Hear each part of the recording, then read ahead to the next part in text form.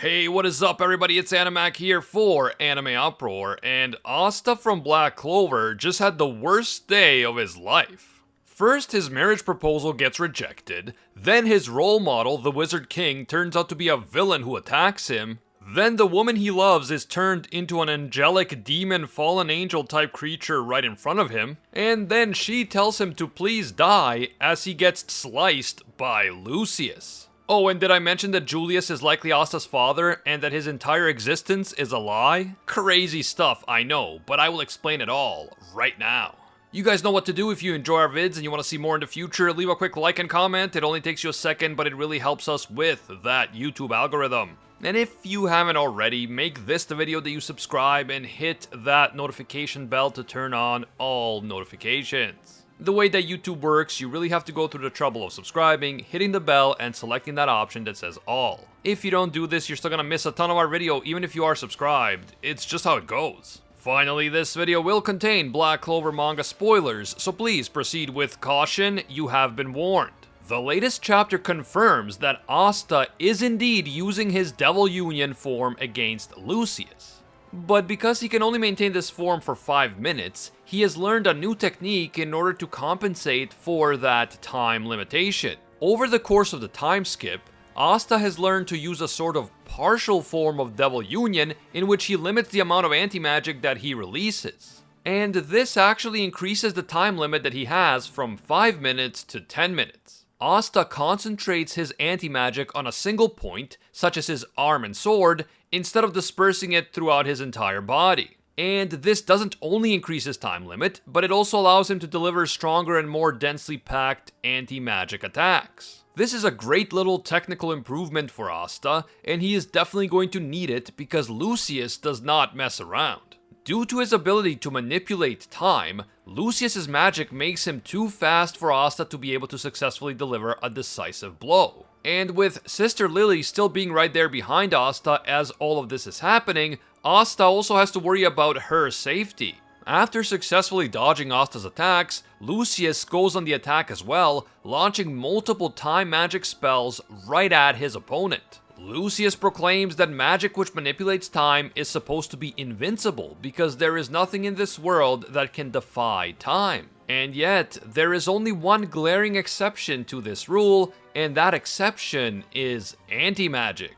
Anti-magic is the natural enemy of time magic because it is immune to the effects of magical time manipulation. During the fight, Lucius even manages to directly touch Asta like he did with ℂ𝕂𝔻𝔻, but even that fails to have an effect on Asta. Now annoyed, Lucius concludes that the only way to defeat Asta is through physical attacks, because magical attacks simply won't cut it, even if we're talking about the most overpowered magic in the world.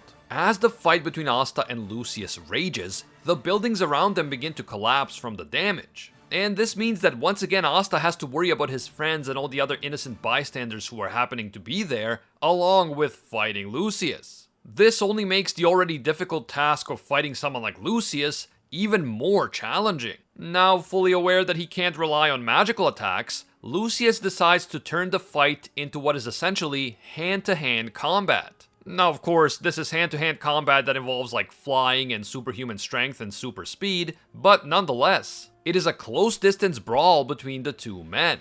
Lucius appears impressed by the strength and fighting ability that Asta demonstrates, and he says that just as he thought, Asta will surely turn out to be a serious threat to the peace of the world. But Lucius declares that as long as he is alive, he won't let Asta destroy the peaceful world that he has been trying to create for decades. He explains that he was born into a family of devil hosts, the ℂ𝕂𝔻𝔻 family, but he somehow learned to purify the power of a devil, which allowed him to unlock magic that brings sacred power to man. In that moment, we see Lucius transform, but instead of attaining another devilish or demonic-looking form, he suddenly attains just the opposite. Lucius turns into a shining, angelic being. He has 6 angelic wings. He has halos above his head and a large halo behind his back. He has majestic deer antlers growing out of his head, and he has thin lines running across his body. The mark on his forehead also changes from a dark sun to a bright sun, and he appears to be holding a new grimoire. A light-colored grimoire with celestial designs all over it.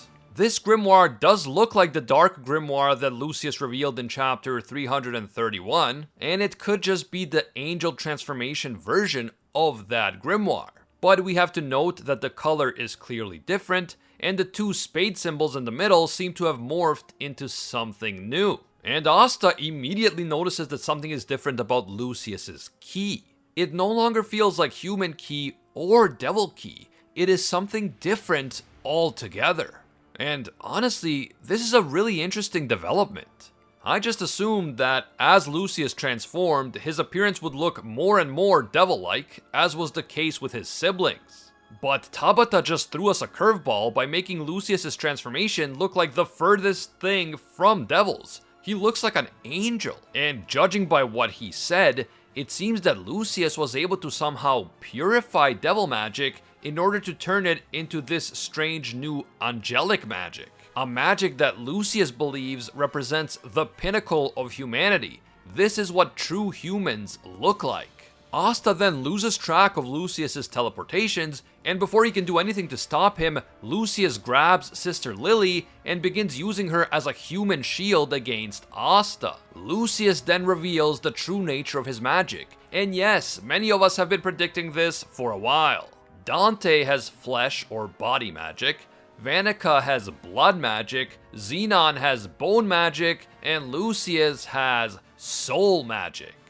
This magic has the power to transform the soul of anyone that Lucius touches, and in this case, the soul seems to refer to the entire essence of the person. The soul is the source of a human's life, mind, and magic, which means that Lucius can seemingly transform the appearance, the personality, and the magic of anyone he touches. Lucius then uses his magic on Sister Lily, who is transformed into an angelic being similar to Lucius himself. Her personality also seems to have changed instantly right along with her appearance, because she tells Asta to please die for the sake of world peace. As Asta is distracted by this shocking turn of events, Lucius uses the opportunity to slice Asta across the chest with a physical attack. As a clearly injured Asta falls to the ground, Lucius bids farewell to the flaw of the world, and this insane and heartbreaking chapter comes to an end. Now, we all know that Asta isn't gonna die from this injury, that's not even a question, but man, what is this crazy new angelic state? How was Lucius able to purify devil magic in order to turn it into some sort of celestial or angelic magic? And why does he state that this is the true nature of humans? Does this mean that Lucius plans to save the world by turning all humans into like celestial slaves whose personality is controlled by him, kind of like what he just did to Sister Lily? I did notice something about the angelic wings on Lucius. While Lily seems to just have 2 large wings, Lucius has 6 wings growing out of the halo on his back.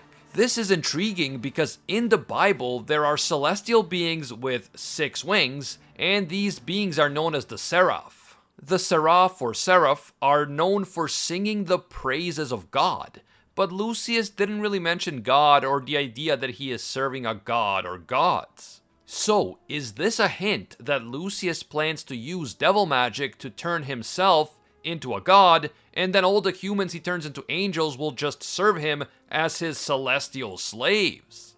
If this is Lucius's plan for world peace, just turning everyone into an obedient slave, then it makes sense that he wants to destroy Asta. His plan relies on being able to manipulate every single human with his soul magic.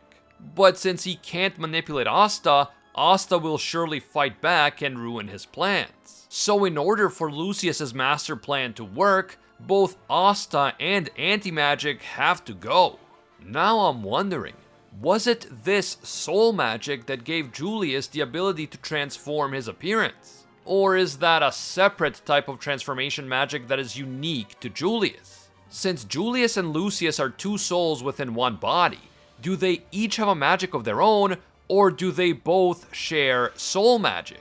And if they both do have their own magic, then are they still able to use the magic of the other person? I bring this up because the more I think about it, the more I keep going back to what I said in my previous Black Clover video. I don't think it's a coincidence that Asta just happens to be born as the ultimate secret weapon for fighting against Lucius. I keep thinking that Asta's birth may have been pre-planned by Julius, who of course has been aware of Lucius's powers for decades and who has been looking for a way to defeat him ever since he first realized just how dangerous Lucius is.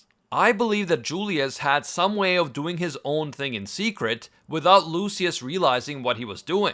And I believe that the reason why Julius traveled so often in search of rare magic and magical knowledge is because he has been searching for a way to defeat Lucius. I think that one day, 18 or 19 years ago, Julius found ℂ𝕂𝔻𝔻 and he became aware of her unique absorption magic.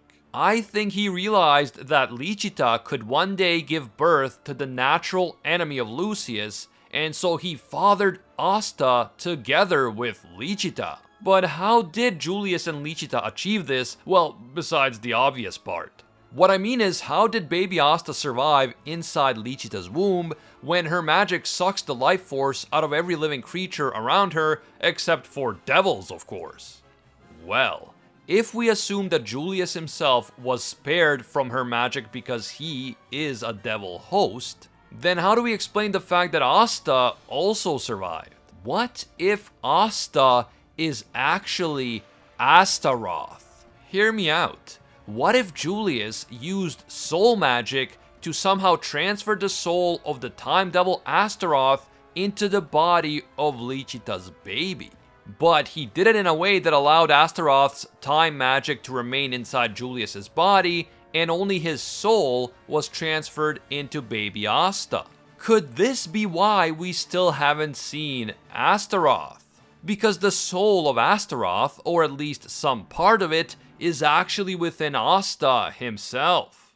I mean, the name itself is a dead giveaway, isn't it? The name Asta is literally one half of the name Astaroth. The real reason why Asta survived being inside ℂ𝕂𝕻𝕻's womb, and the reason he was the only human who was born without magic, is the fact that he is actually a devil soul inside a human body. His original magic, time magic, remained within Julius/Lucius, so he was born magicless. And he was able to survive the effects of ℂ𝕂𝕻𝕻's magic because devils are not affected by it, as we saw with Liebe. If this crazy theory is true, then it's safe to assume that Julius wasn't fully honest with ℂ𝕂𝕻𝕻, because we know that she left baby Asta at the orphanage out of fear that her magic would accidentally drain his life force. If the Asta is Astaroth theory is true, then she didn't really need to worry about this. Although this potential deception would make sense from the perspective of Julius. It is much easier for him to keep an eye on Asta if Asta is in an orphanage inside the Clover Kingdom than if he is out in the middle of nowhere with ℂ𝕂𝕻𝕻. On top of that, for this theory to work, we must explain why Asta has no memories of actually being the devil Astaroth. And this could be where time magic comes in. Julius could have used time magic to essentially rewind Astaroth's personality and consciousness to the point that it was just the consciousness of a baby, a blank slate. Or the fact that he somehow removed Astaroth's soul or part of the soul from his magic could have led to Astaroth losing his memories. Finally, if we assume that Julius really can use soul magic, then he may have altered Astaroth's soul in such a way that he no longer remembered who he once was. In chapter 334, Lucius implies that the soul is connected to the mind, and he seems to be able to manipulate Sister Lily's mind and personality, so mind manipulation could be possible in this scenario. Chibi Julius definitely seemed to lose some of his memories after he revived himself following the battle with Patri, because he seemed genuinely surprised that he was actually a devil host and that Lucius was hiding inside of him. This may have been foreshadowing what is about to be revealed about Asta and Astaroth. But if all of this is true, then why would Julius, someone who is clearly good and has good intentions, potentially do all these shady things? Why would he go so far as to maybe even manipulate a nice person like ℂ𝕂𝔻𝔻 and play God with the life of ℂ𝕂𝕻𝕻's baby? The answer is, of course, for the greater good. Lucius is a threat to all of humanity, and if his plans succeed, then the world as we know it will be destroyed. Julius may have decided to engage in manipulation and other shady tactics because he needed to find a way to stop Lucius. And the only solution was to father a child who would become the ultimate weapon in the fight against Lucius. A child who would become Lucius's natural weakness. A child born without magic. A child whose soul may be the soul of the time devil ASTAROTH. And a child who would eventually learn to wield anti-magic after a fateful encounter with the same grimoire that ℂ𝕂𝕻𝔻 had been trapped inside many years earlier. Maybe this is why Lucifero didn't remember ℂ𝕂𝕻𝕻 when they finally met again during the Spade Kingdom arc. Maybe it wasn't actually Lucifero who killed ℂ𝕂𝕻𝕻. Maybe it was someone pretending to be him, or if it was him, maybe he was actually being manipulated into doing it and he didn't have any memory of it happening. This might sound crazy, but how else are you going to make sure that the flaw of nature, Asta, will one day come into contact with ℂ𝕂𝕻𝕻 and anti-magic? In order to make sure that this happens, you have to create a situation in which ℂ𝕂𝕻𝕻 is sealed away inside a grimoire, and then you have to ensure that this very same grimoire will one day choose Asta at just the right time, in just the right place. I know this seems really dark and twisted for Black Clover, and I'm not saying that this theory is definitely gonna be confirmed, but man, if it did, what a twist that would be. Asta is actually the devil ASTAROTH. His birth and his fateful meeting with ℂ𝕂𝕻𝕻 were all a part of one big master plan. And Julius, who we know as an honorable guy with good intentions, actually resorted to some extremely shady methods, maybe even murder, in order to create the ultimate weapon for fighting against Lucius. And that ultimate weapon is his own son, the flaw of nature, Asta. Alright, I am now in full conspiracy mode, so I have to call it a day. Let me know what you guys think. Could Julius be Asta's father? And could Asta be a human with the soul of Astaroth inside of him? Did Julius manipulate ℂ𝕂𝕻𝕻, Asta, and ℂ𝕂𝕻𝕻 in order to one day defeat Lucius? Or is something else going on here? Don't forget to leave your thoughts down in the comments below. If you enjoyed this video and you want to see more in the future, leave a quick like and comment, it helps me out a lot. And if you're new to the channel or you just haven't subscribed yet, make this the video that you subscribe and hit that notification bell to turn on all notifications. Seriously, if you don't go through the trouble of subscribing, then hitting the bell and then selecting the option that says all, you're still gonna miss a ton of our videos even if you are subscribed. That's how YouTube works. You can also hit me up on Twitter and Instagram at ℂ𝕂𝕋℺roar. I want to give a big thank you to all of our ℂ𝕂𝕋roar patrons for making videos like this one possible. Special thank you to our The One tier patrons, the ones who stand above all other clans, including Alpha Sigma, Pate Heffa, The Toasted Chi, Corey McGowan, Baked Buddhist, and Jeremy Pontier. And I can't forget all of our Pro Hero tier patrons, including the one and only ℂ𝕂𝕋, Angel Cruz, Alicia Octor, Fatboy Games, Kaido Might Be a Duck, Alivania, and Anime S Code M. If you guys enjoy our videos and you feel that they provide value for you, consider supporting us on Patreon or here through YouTube memberships. Even a single dollar helps, and it means a lot to us. As always, thank you guys so much for watching, and until next time, see ya, Space Cowboys.